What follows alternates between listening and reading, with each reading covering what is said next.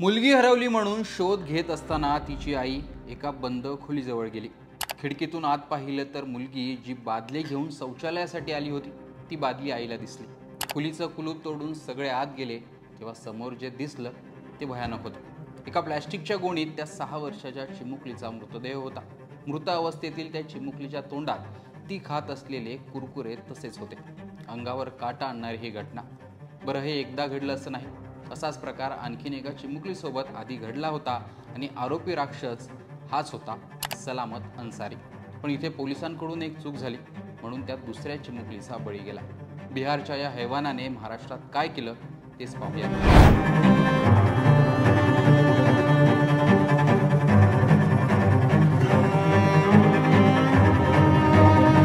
13 September 2023 Bhiwandi जवळील फेणेगाव परिसरात याच सलामत अन्सारीने चाळीतील एका 6 वर्षीय मुलीला खाऊचं आमिष देऊन खोलीत बोलावलं आणि तिच्यावर अत्याचार करून तिची हत्या केली। त्या चिमुकलीचा मृतदेह एका बादलीत भरून तो पसार झाला होता। 2 दिवसांनी कुजलेल्या अवस्थेत त्याच्या खोलीतून त्या मुलीचा मृतदेह पोलिसांना सापडला। आरोपी सलामत अन्सारीला पोलिसांनी बिहार राज्यातील मधुबनीमधून त्यावेळी अटक केली होती आणि गुन्हा कबूल केल्यानंतर त्याला कारागृहात इथे ठाण्यात टाकण्यात आलं। 2 वर्षे तो नराधम जेलमध्ये होता। पण 4 ऑगस्ट 2025 रोजी ठाणे कारागृहातून न्यायालयीन कामासाठी त्याला भिवंडी न्यायालयात आणलं गेलं। त्यावेळी पोलिसांची नजर चुकून हा आरोपी सलामत अन्सारी हा पोलिसांच्या हातावर तुरी देऊन पसार झाला। त्यानंतर काही पोलिसांचं निलंबन करण्यात आलं। त्यानंतर पोलीस आरोपीचा शोध घेत असताना आरोपी भिवंडी परिसरातच ओळख लपवून वावरत होता। त्यानंतर तो भिवंडीतील मांगतपाडा परिसरात भाड्याने एका खोलीत राहू लागला। पोलिसांच्या तावडीतून सुटलेला वासनांध राक्षस पुन्हा शिकार करण्याच्या तयारीत होता आणि पुढे त्याने तेच केलं। एका 6 वर्षीय मुलीला शिकार केला। 1 ऑक्टोबर रोजी तो राहत असलेल्या परिसरात 6 वर्षीय चिमुकली दुपारी 3 वाजता चाळीच्या शौचालयात गेली होती। बराच वेळ झाला तरी ती माघारी न आल्याने कुटुंबियांनी शोध घेतला आणि निजामपूर पोलिसांकडे तक्रार केली। त्यानंतर शोध घेत असताना जवळच असलेल्या चाळीतील एका बंद खोलीत तिचा मृतदेह आढळून आला। कुरकुऱ्याचा आमिष दाखवत त्याने तिला खोलीत नेलं आणि अत्याचार करून गळा दाबून तिची हत्या केली। 2 वर्षापूर्वी जसं एका चिमुकलीला त्याने संपवलं होतं तसंच त्याने आणखीन एका चिमुकलीचा बळी घेतला। त्याला कारण ठरला पोलिसांचा निष्काळजीपणा।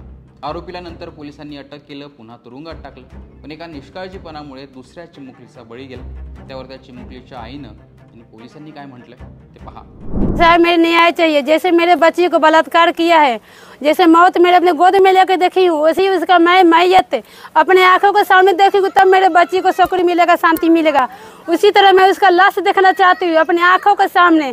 जैसे मेरे बच्ची को बलात्कार किया है उसी तरह उसका फांसी होना चाहिए।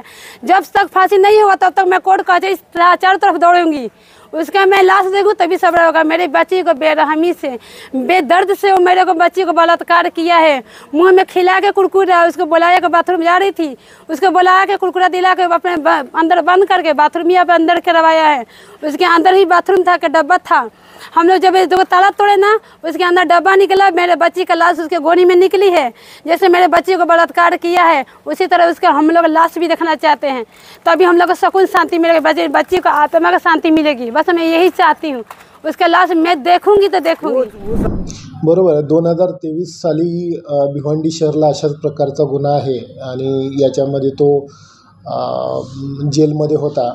दरम्यानच्या काळात तो कोर्टातून फरार झाला होता आणि त्यानंतर साधारणतः 2 महिन्यानंतर हा दुसरा प्रकार घडलेला आहे। किती दिवसाची पोलीस कोठडी ठोकवली? याला 7 दिवसाची पोलीस कोठडी देण्यात आलेली आहे आणि याचा तपास सुरू आहे। या दृष्टीने सर्व ती खबरदारी घेत आहेत पोलीस।